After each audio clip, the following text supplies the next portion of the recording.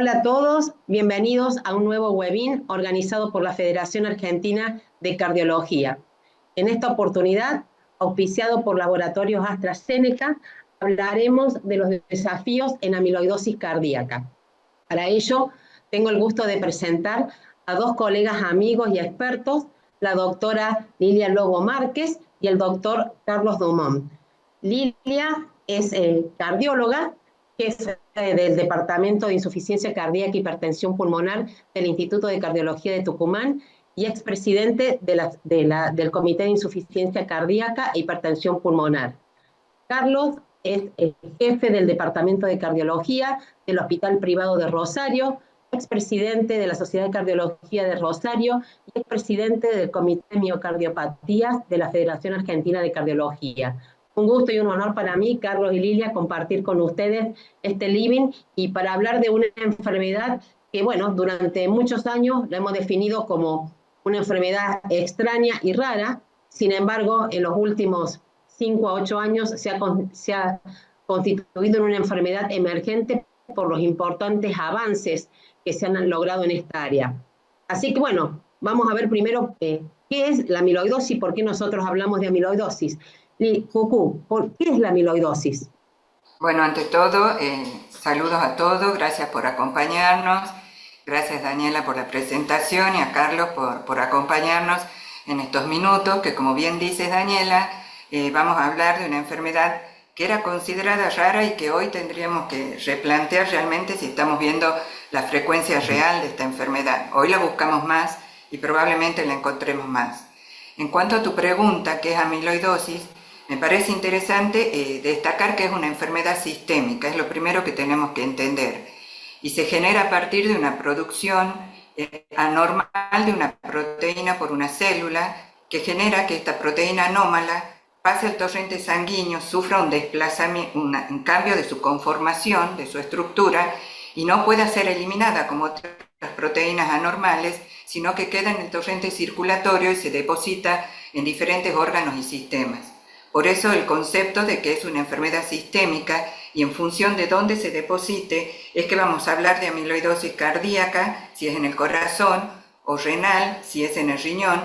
También se deposita a nivel hepático, esplécnico o también a nivel gastrointestinal. Por eso creo que es importante hacer esta diferenciación inicial. Cucú, este depósito de fibras procedentes de un mal plegado, habitualmente que se dice, de proteínas que son inestables, hay más de 30 proteínas, se dicen, y Carlos nos puede contar también, que pueden tener un mal plegado y depositarse en el tejido. ¿Qué tipos de amiloidosis conocemos o son las más frecuentes? Cuando hablamos de amiloidosis cardíaca, en general tenemos que referirnos a dos tipos de amiloidosis. Una que se conoce como tipo AL y otra que se conoce como amiloidosis cardíaca por transtiretina. Es importante hacer esta diferenciación porque marcan tratamientos distintos, pronósticos diferentes. Cuando hablamos de amiloidosis tipo AL nos tenemos que centrar en que esta es una discrasia de las células plasmáticas, en donde células plasmáticas monoclonales generan un exceso de fragmentos de cadenas livianas libres de inmunoglobulina, particularmente kappa y lambda. Este exceso de proteínas se depositan también a nivel cardíaco y resultan muy citotóxicas para la célula y también tienen esta característica de impregnación sistémica, o sea que puede estar presente en cualquier órgano. Cuando están presentes en el corazón, hablamos de una amiloidosis cardíaca tipo AL. Por otro lado, tenemos la amiloidosis por transtiretina, que en este caso la proteína es producida por una célula del hepatocito, que es la proteína que transporta la vitamina A y a la hormona tiroidea, que también con un plegamiento anormal se deposita en los tejidos y genera este proceso infiltrativo. Y cuando afecta el corazón, es lo que nosotros conocemos o hablamos de una miocardiopatía infiltrativa. Dentro de este grupo en particular hay dos subtipos de amiloidosis por transtiretina. Una que se conoce como senil, hoy llamada también natural, que tiene que ver con el envejecimiento, con la edad. Y otra que se llama variante o heredable, que está relacionada con la transmisión de un gen que tiene una patología referida a la transtiretina. Entonces, una patología que tiene las características de ser heredable, de allí la importancia de hacer siempre el estudio genético, porque esto tiene un gran impacto también en la descendencia. Y entre estos dos tipos de amiloidosis cardíaca por transtiretina hay algunos comportamientos o fenotipos clínicos diferentes. Si bien las dos afectan el corazón, algunas, por ejemplo, la heredable, tienen la característica de tener, desde su punto de vista de presentación clínica, más compromiso de polineuropatías, disautonomías, tendencia a la hipotensión, más allá del compromiso cardíaco.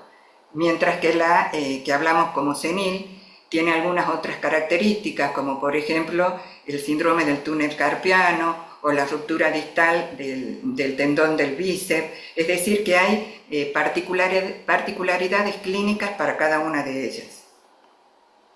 Cucú, me diste pie, porque entonces, a ver, si sabemos qué es la amiloidosis, sabemos que hay distintos tipos, es muy importante hoy, y ya vamos a ver más adelante a medida que transcurre este living, sospecharla.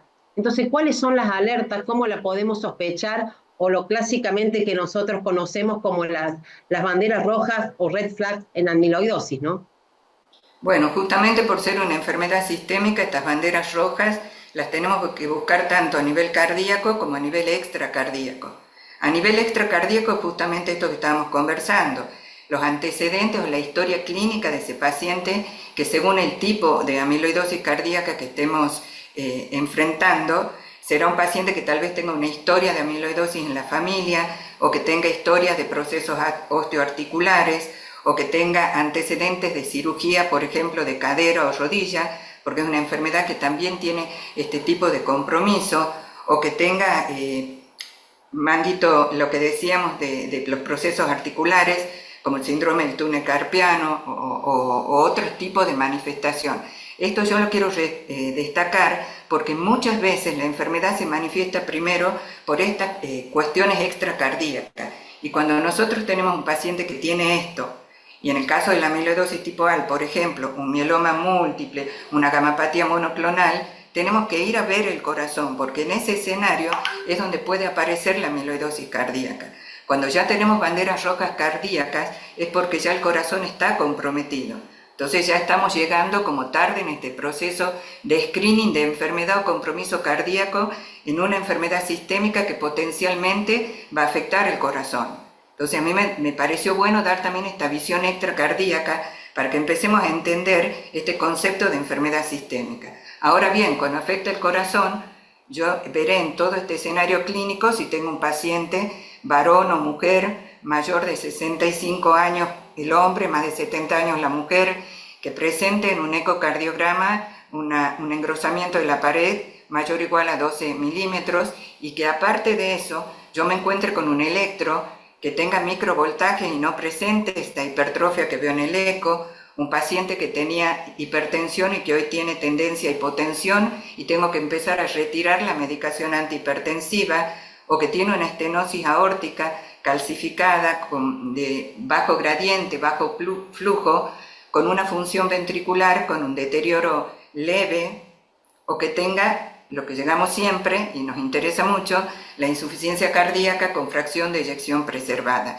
Y en este punto yo quisiera también aclarar que no siempre es preservada, o sea, esta va a ser la primera expresión, porque la amiloidosis cardíaca es una enfermedad continua. Si nosotros lo vemos en los primeros estadios, vamos a ver la disfunción diastólica, el engrosamiento de la pared, dilatación de aurículas, vamos a ver la fisiología restrictiva. Pero si esto continúa y los aglomerados de amiloide siguen aumentando, este paciente va a ir deteriorando su función sistólica.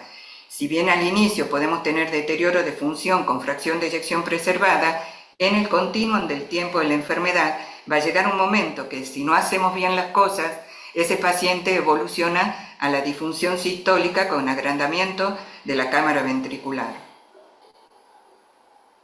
Bien. Gracias, Cucú. Carlos, ¿me escuchás? Yo aprovecho ahí. Si nosotros la sospechamos, tenemos algunas banderas rojas, ¿qué herramientas de diagnóstico, qué nos aportan las imágenes para el diagnóstico de amiloidosis? Bueno, inicialmente el primer pilar del tratamiento diagnóstico es el ecocardiograma. Uno habitualmente, frente a este paciente que tiene un cuadro clínico, como bien describió la doctora Los Márquez, uno empieza haciendo un eco, en el eco va a haber ciertas características habituales de una miocardiopatía hipertrófica, una hipertrofia concéntrica, en general con engrosamientos valvulares, engrosamiento del septum interauricular, suele haber cierto derrame pericárdico, una hipertrofia que en general no solamente está confinada al ventrículo izquierdo, sino que también hay una hipertrofia de lo que es el ventrículo derecho, un agrandamiento auricular importante. Y desde el punto de vista ecocardiográfico, en general lo que nos llama la atención a los que hacemos los ecos en estos pacientes es que tienen en general un grado de disfunción diastólica significativa. Son pacientes que tienen una disfunción diastólica grado 2, 3, tienen una velocidad en el Doppler tisular muy disminuidas. Y esto realmente es lo que en primera medida nos hace sospechar que puede haber una miocardiopatía infiltrativa. Un detalle importante que uno habitualmente piensa, como esta es una enfermedad infiltrativa, la hipertrofia tiene que ser concéntrica, pero lo que vemos habitualmente, esto se ve prácticamente en un 25-30% de los pacientes que tienen una miocardiopatía asimétrica, o sea, el hecho de que la hipertrofia sea solamente del septum interventricular, que sea bien asimétrica y a veces con gradiente subaórtico, uno diría que es una miocardiopatía hipertrófica por mutación sarcomérica, no excluye que el paciente pueda tener una miocardiopatía infiltrativa.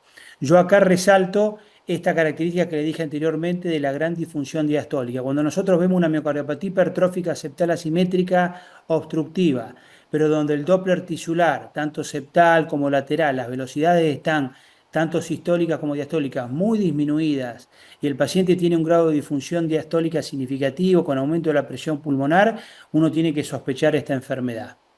Hoy en día las técnicas de deformación miocárdica son una práctica habitual y uno habitualmente frente a una miocardiopatía hipertrófica le hace estas técnicas de deformación y en general lo característico de la miocardiopatía hipertrófica amiloidótica es que se compromete más la región basal y media que la región apical. La región apical está respetada y en general le da una característica típica de bandera de Japón, que esto realmente al ecocardiografista cuando hace estas técnicas de deformación es una bandera roja desde el punto de vista ecocardiográfico junto con la disfunción diastólica para sospecharlo.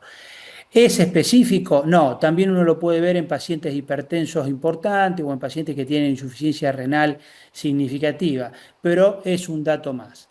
Con estos datos y los datos clínicos que explicó la doctora, uno empieza a sospechar. Ahora, con todos estos datos de sospechas del eco, el eco no nos ayuda a diferenciar si esta amiloidosis es una amiloidosis AL, que el pronóstico es muy malo y tenemos que realmente pesquisarla rápidamente para derivar al hematólogo, o es una amiloidosis por transtirretina. O sea, el eco en este sentido no nos va a dar la información. Cuando nosotros tenemos un cuadro clínico muy florido y el eco es bastante típico, uno puede saltar directamente al estudio de medicina nuclear, que el estudio de medicina nuclear, como ya les voy a explicar, realmente sí es un método que nos permite claramente diferenciar junto con un estudio en sangre si esta amiloidosis es una amiloidosis AL o una amiloidosis por transtirretina. Pero muchas veces el cuadro clínico o el eco no es tan florido y el estudio que pedimos intermedio para ver de aportar más características clínicas si el paciente puede tener una miocardiopatía infiltrativa es hacer un estudio de resonancia. La resonancia tiene más allá de lograr una buena medición de las cavidades, los volúmenes, los espesores parietales, nos permite a través de la caracterización tisular con el realce tardío dar cierta orientación de acuerdo al comportamiento del realce si el paciente puede tener una miocardiopatía infiltrativa por amiloide. La resonancia no solamente nos va a ayudar en el diagnóstico, sino otra vez que hoy con las técnicas multiparamétricas del T1 mapping y del cálculo del volumen extracelular, nos permiten muchas veces saber dónde estamos, el estadio de la enfermedad, dónde estamos parados, si realmente es un estadio precoz de la enfermedad o es un estadio más avanzado. Y también la resonancia en este aspecto nos ayuda muchas veces a tratar de ver frente a un tratamiento si el paciente va a evolucionar, se mantiene estable o evoluciona con respecto al depósito de transtirretina a nivel miocárdico.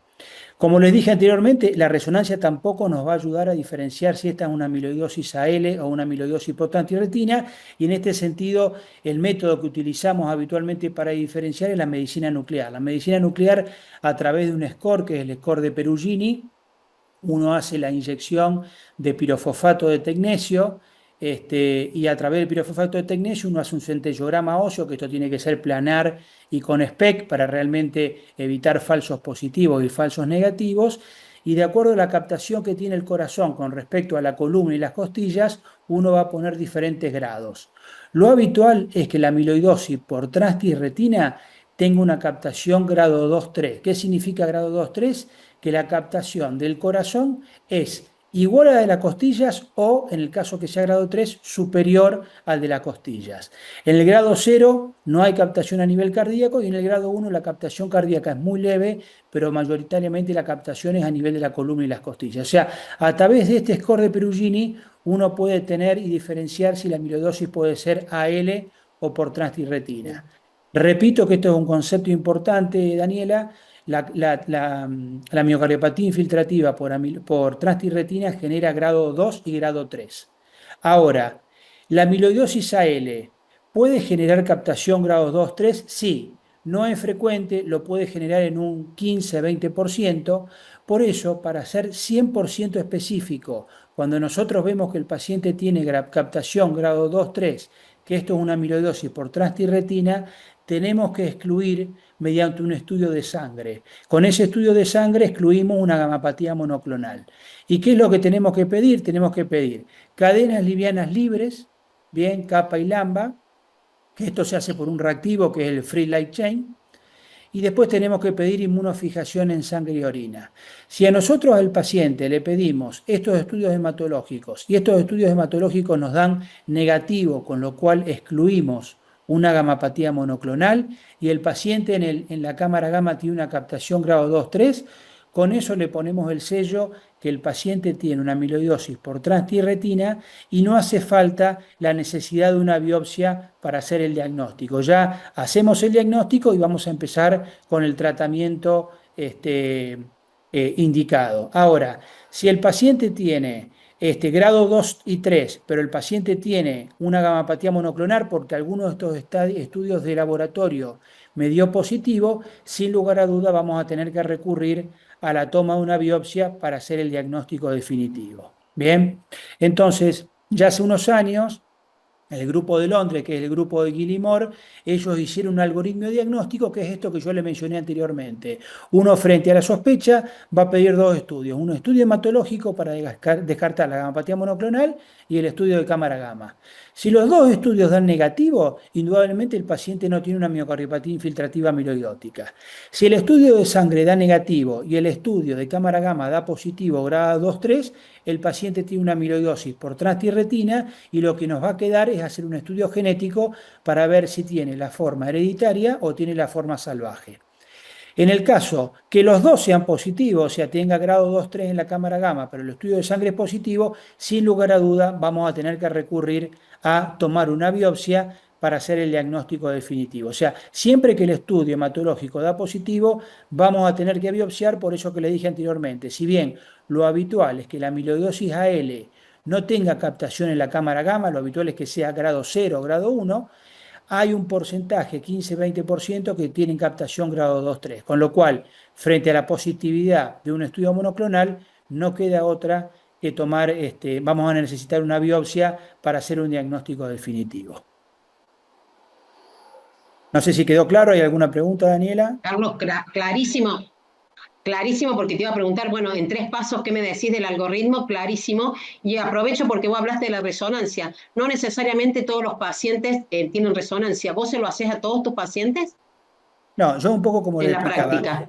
si el cuadro clínico es muy característico, el eco es muy característico, uno puede obviar la resonancia y directamente ir a la medicina nuclear, que es lo que nos va a diferenciar el tipo de amiloidosis, nos va a excluir junto con el estudio de sangre si es AL o por transtirretina. Ahora, muchas veces el cuadro clínico no es tan florido, el eco tiene algunas herramientas, pero no es 100% diagnóstico, y bueno, cuando uno lo está estudiando como una miocardiopatía hipertrófica, el patrón de realce muchas veces nos ayuda a diferenciar. El patrón de realce en general en una miocardiopatía amiloide es un patrón de realce subendocárdico difuso que no tiene una distribución coronaria. No es siempre así, hay un 15-20% en estadios iniciales que puede no haber realce, o puede haber alguna situación donde el realce es transmural, porque el paciente está en una fase avanzada de la enfermedad. Pero uno utiliza la resonancia desde el punto de vista diagnóstico, para sumar un punto más antes de ir al estudio de medicina nuclear. Pero no solamente la resonancia sirve para el diagnóstico, sirve también un poco, como yo les decía, para saber dónde estamos parados. Hoy con el realce y las técnicas multiparamétricas uno le permite decir si el paciente está en un estadio inicial o un estadio avanzado. Y yo particularmente, los pacientes que ya tengo tratado con tratamiento específico, a veces el seguimiento con resonancia me permite saber si el paciente lo mantengo con el tratamiento estable o uno ve cierta progresión. En ese sentido, la resonancia nos ayuda mucho para evaluar el seguimiento y valorar la estabilidad de la enfermedad frente a un tratamiento específico, ¿no? Súper claro, súper claro. Pero a ver, la sospechamos, la diagnosticamos con la gamografía, las cadenas livianas, los estudios hematológicos, y bueno, la diagnosticamos. ¿Cómo establecemos el riesgo en nuestro paciente? Porque hoy podemos intervenir, como ya Carlos se adelantó, pero entonces, ¿cómo establecemos el riesgo en nuestro paciente? ¿Cuánto impacta en la calidad de vida, Cucu, en este diagnóstico? Si uno piensa, yo te voy a decir una opinión personal, después te cuento lo que dice la literatura, pero yo creo que cuando un paciente tiene este tipo de enfermedad siempre ya tiene un riesgo mediano alto. Es como que no tengo el concepto de que exista bajo riesgo, así como nos cuesta a veces entender el bajo riesgo en patologías que uno dice insuficiencia cardíaca, no hablamos de bajo riesgo. Nosotros el riesgo en insuficiencia cardíaca siempre es de medio para arriba, no existe bajo riesgo. Bueno, esa es mi opinión. Yo creo que enfermedades de este tipo, el bajo riesgo no existe. Ahora bien, ¿cómo se ha estratificado? Hay varias scores que nos permiten evaluar el riesgo de estos pacientes. Algunos presentados por la Clínica Mayo ya en el año 2016 más o menos, que hablaban de dosar los biomarcadores, ya que los biomarcadores no solamente nos sirven para el diagnóstico, que es otra red flag también, que yo no la nombré, que cuando vos tenés un biomarcador muy alto en un cuadro clínico que no te termina de cerrar, también es una bandera roja. Pero también nos sirve para hacer seguimiento de los pacientes y nos habla de pronóstico adverso cuando sus valores son altos. En el caso de la Clínica Mayo, el score era troponina por arriba de 50 picogramos mililitros, un ProBNP más de 3000 picogramos mililitros, ya marcaba un score de diferentes grados, en donde si los dos eran negativos, tenía una sobrevida mejor a que si uno era positivo o los dos fueran positivos. Luego Gilmore trajo otro score en donde él agregó a todo lo que era el ProBNP por arriba o menor de 3000, agregó la tasa de filtrado glomerular mayor o menor de 45. Y después la Universidad de Columbia agregó otro que mejoraba el área bajo la curva de estos dos biomarcadores y de lo que habían puesto los scores anteriores, agregando también la dosis de diurético que recibía ese paciente y la clase funcional. Con esto se podía hacer una evaluación de qué pasaba con la sobrevida a los 4 años de esos pacientes, y cuanto mayor punto del score tenía, mayor probabilidad de morir. Pero bueno, como yo te digo, los scores son útiles, sirven, pero yo creo que es el criterio médico el que nos hace estratificar un paciente en un riesgo, y en lo personal no creo que exista bajo riesgo en estas patologías. En cuanto al tratamiento, ¿qué hacer cuando ya tenés el diagnóstico? Carlos, perdón. Le iba a Sí. preguntar a Carlos si quería agregar algo en la estratificación de riesgo, que creo que coincidimos todos, ¿no? Que no hay bajo riesgo. No, no, no, estoy de acuerdo totalmente con la doctora Lobo Márquez. Indudablemente, bueno, hoy los biomarcadores, uno utiliza mucho el tema del BNP y el filtrado glomerular, un poco siguiendo la escuela o el grupo británico. Otra cuestión que realmente tiene mucha utilidad un poco para estratificar es la caminata de 6 minutos. Hoy en día la mayoría de los protocolos que siguen estos pacientes tratan de hacer una caminata de 6 minutos que nos permite claramente ver frente a la respuesta del tratamiento. Indudablemente la resonancia es bárbara, pero la resonancia no está disponible ampliamente, entonces un test sencillo como la caminata de 6 minutos, a veces teniéndolo basal, al año realmente se relaciona muy bien con el pronóstico, es un método sencillo y que la mayoría de los que hacemos miocardiopatía e insuficiencia cardíaca lo conocemos muy bien, y es una herramienta fácil, práctica y accesible en general a nuestro medio, ¿no? Perfecto, gracias. Sí, Cucú, me ibas a decir de las medidas generales. Sí, antes que me olvide quería acotar un poco lo que había hablado Carlos en cuanto al laboratorio que pedimos, porque a los cardiólogos por ahí nos cuesta eh, pedir cosas fuera de nuestra rutina habitual. Y es importante que cuando pidamos el proteinograma electroforético en sangre y orina, siempre pidamos por inmunofijación, porque a veces pasa que uno pide por inmunofijación y llega el proteinograma electroforético sin esa característica. Y nosotros para hacer el diagnóstico de las cadenas livianas libres necesitamos que sea por inmunofijación. Particularmente estas cadenas tienen una porción que se le identifica como epitope, que ahí se fija cuando uno pide por inmunofijación, es justamente en ese lugar, y eso es lo que da la característica para que uno pueda saber y dosar la cantidad de cadenas libres que tiene ese paciente. Por eso me parece importante destacar que el pedido tiene que decir proteinograma electroforético por inmunofijación.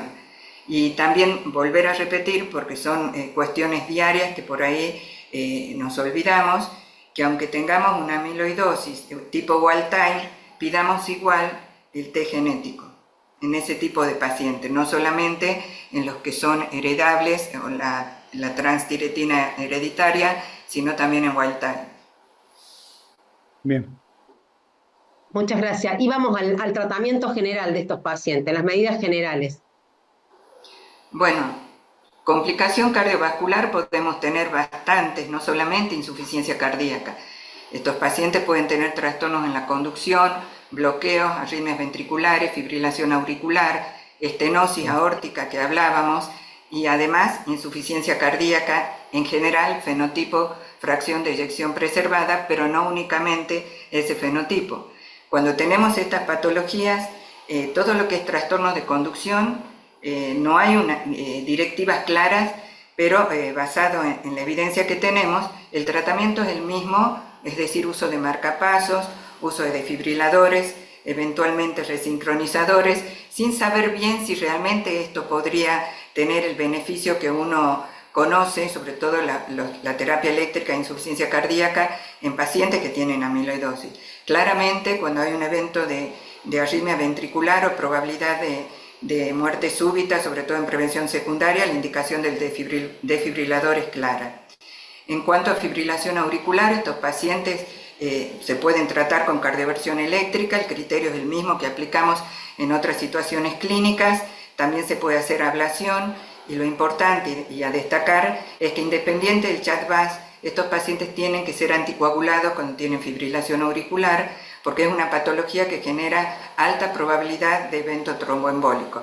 De hecho, que a veces el accidente cerebrovascular puede ser la primera manifestación que estos pacientes tengan. O sea que la tromboembolia es otra de las complicaciones que podemos tener. Y luego, si hablamos ya puntualmente de insuficiencia cardíaca en sus diferentes fenotipos según punto de corte de fracción de eyección, siempre hubo una discusión si estos pacientes debían recibir o no la misma terapia convencional que reciben otros pacientes que no tengan esta etiología. Yo creo que volvemos a lo mismo, debemos tener criterio médico, no hay algo que nos diga que no. Recientemente ha salido un artículo que me llamó la atención porque siempre uno tiene la idea de sacar todo lo que sea vasodilatador, inhibidores de enzima, antagonistas de receptores, beta bloqueantes, porque muchos pacientes claramente no lo toleran. Recuerden que estos pacientes tienen disautonomía, tendencia a la hipotensión, patología restrictiva, entonces no siempre podemos aplicar la misma medicación que usamos habitualmente en insuficiencia cardíaca. Pero este artículo que les hacía referencia, que si bien tiene pocos pacientes, ellos hicieron un análisis de pacientes con la patología ya diagnosticada y que venían recibiendo este tipo de medicación, sobre todo inhibidores de enzima de conversión y bloqueantes de receptores y antagonistas de receptores mineralocorticoides, y esos pacientes no evolucionaban peor ni tenían hipotensión, incluso algunos habían mejorado su capacidad funcional. Pero si uno tuviese que transmitir un mensaje es prudencia. Yo creo que hay que seleccionar cada paciente para cada terapia. El concepto es que no siempre toleran lo que ponemos en insuficiencia cardíaca. Como excepción, cabe destacar pocas experiencias con inhibidores de SGLT2, pero ya hay algunas publicaciones que demuestran el beneficio de esta medicación en pacientes con amiloidosis cardíaca, impactando en mejoría de calidad de vida, descenso de ProBNP, de hospitalizaciones y mortalidad. Creo que nos falta mucha más evidencia para dar una indicación clara de esta droga. Y la otra, que también tenemos alguna evidencia para usar en base a un estudio del TOPCAT, que fue un estudio retrospectivo, en donde se vio que pacientes que habían entrado en TOPCAT tenían características ecocardiográficas de amiloidosis y habían recibido antagonistas del receptor dimineralocorticoides. Ellos vieron que en esos pacientes que podrían tener amiloidosis, como era un estudio que incluía fracción de eyección levemente reducida y preservada, vieron que ese grupo de pacientes también evolucionaba bien con el antagonista de receptores mineralocorticoides, por lo que hoy es una droga tal vez de las que sí podríamos poner en estos pacientes. La digoxina estaría contraindicada para algunas opinión de expertos, y te vuelvo a reiterar, creo que esto es un arte, y como toda la medicina va a ser el criterio médico el que nos ayude a tomar decisiones. Clarísimo. El punto está que en aquellos pacientes con AL tenemos que trabajar interdisciplinariamente con el hematólogo, pero en los pacientes con amiloidosis por transtiretina, Carlos, hoy tenemos muchas posibilidades, ¿sí? Desde suprimir la síntesis, estabilizarla o eliminar los depósitos. ¿Qué nos podés decir del tratamiento modificador de la enfermedad, Carlos? Porque es el verdadero impacto hoy. Sí, realmente por suerte hoy tenemos tratamientos específicos y realmente hay muchas líneas de investigación.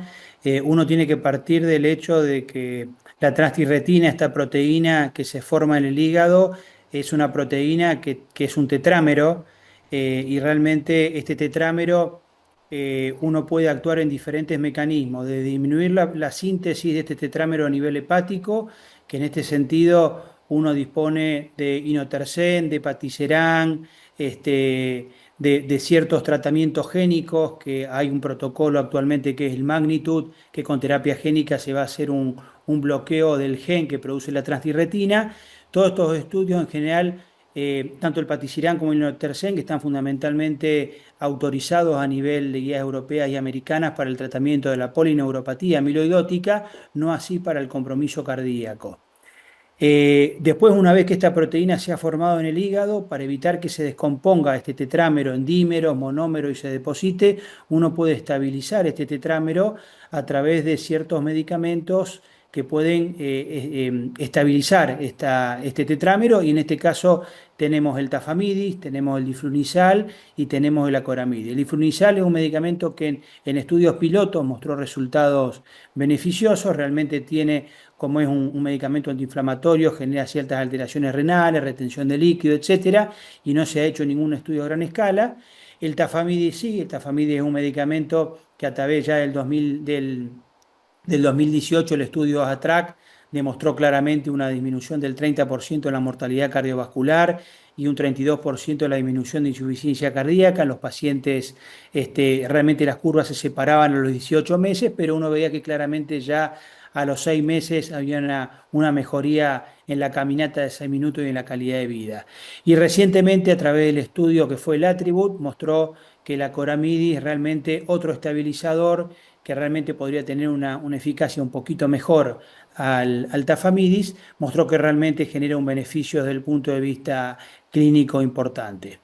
Más allá de esta estabilización, ya hay líneas de investigación que están trabajando en ese amiloide que está depositado a nivel cardíaco. En este sentido, inicialmente utilizamos muchas veces, sin mucha evidencia científica, el té verde o la doxiciclina con ácido urso desoxicólico, pero realmente no hay estudios clínicos. Si bien hay un estudio clínico que está en marcha con doxiciclina y ácido urso desoxicólico, todavía no tenemos resultados. Y sí, ya hay estudios en marcha de anticuerpos monoclonales dirigidos para tratar de generar un clearance del amiloide que está depositado a nivel cardíaco. Con lo cual, realmente yo creo que en esta enfermedad, probablemente en un futuro pase, como pasa en el tratamiento de la insuficiencia cardíaca y de la hipertensión pulmonar, que uno ya tiene muchas dianas terapéuticas para tratar de frenar la producción y por otro lado estabilizar, y con ciertos tratamientos específicos generar un clearance, barrer, limpiar todo ese amiloide que se ha depositado a nivel cardíaco, con lo cual genera una esperanza muy importante en el pronóstico y en la calidad de vida de estos pacientes. y realmente a como estábamos hace 5 o 10 años atrás, esto ha cambiado la evolución y la esperanza de todos los médicos que seguimos y vemos pacientes con esta patología. Carlos, Cucú, agradecerle estos minutos de excelencia, realmente nos han brindado una información desde el diagnóstico al tratamiento que no tiene desperdicio, así que gracias por su entrega, realmente en este living compartido con ustedes. Yo simplemente para concluir y además de agradecerles, decirles esto, ¿no? Que la amiloidosis es una enfermedad cada vez más extendida y de mal pronóstico, por lo que un diagnóstico precoz para una intervención apropiada es fundamental para cambiar el pronóstico de nuestros pacientes. Sin más, muchas gracias nuevamente y nos vemos en la próxima.